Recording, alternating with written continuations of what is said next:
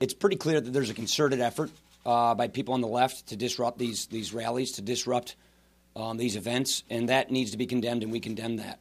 Having said that, I think as candidates, all candidates have an obligation to do what they can do to try and provide an atmosphere of harmony, to reduce violence, to not incite violence, and to make sure that we are appealing to people on their best ideals, that we are going to unite the country around ideas that unite the country so that we can actually fix our country's problems. I know that I'm not the only one in this room who may be more than a little dismayed about what's happening on the campaign trail lately.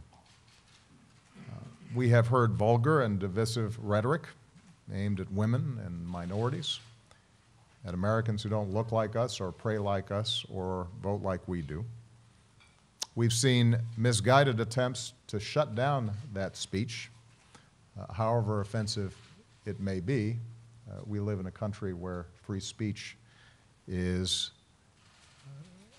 one of the most important rights that we hold.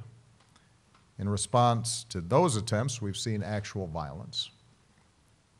And we've heard silence from too many of our leaders.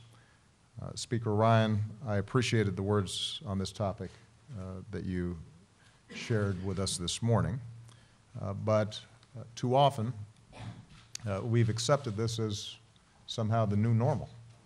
And it's worth asking ourselves what each of us may have done to contribute to this kind of vicious atmosphere in our politics. In America, there aren't laws that say that we have to be nice to each other or courteous or treat each other with respect, but there are norms. There are customs. There are values that our parents taught us and that we try to teach to our children, to try to treat others the way we want to be treated. So I reject any effort to spread fear or encourage violence or to shut people down when they're trying to speak or turn Americans against one another.